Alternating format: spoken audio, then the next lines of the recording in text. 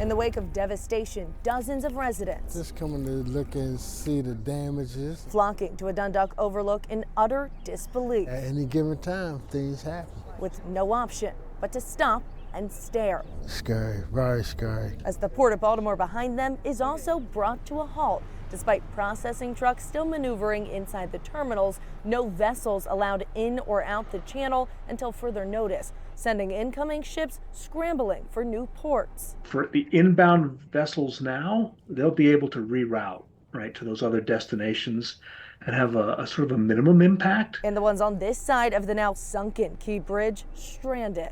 But for Baltimore itself, it's a big deal. National supply chain expert Tom Derry saying once security and safety is addressed, the focus will shift to cleanup and unloading the cargo on board the 10,000 container vessel entrapped in rubble. That could be months. Clearly, there's going to have to be some sort of drayage work to remove the bridge components itself. Obviously, we may have vehicles in the water that have to come out. During which time the port's $80 billion worth of annual imports and exports could face bottlenecking and backups. According to Derry, it's the nation's leading handler of cars and light trucks and is also a major hub for coal and cruise lines. And Baltimore was an important destination for that traffic. And should the diversions last long, the more likely they are to become permanent. You hate to think about it, but it's a very competitive industry. There are very good alternatives. Derry warning Maryland will need to act fast in picking up the pieces of its destroyed port to ensure that doesn't materialize. And its status as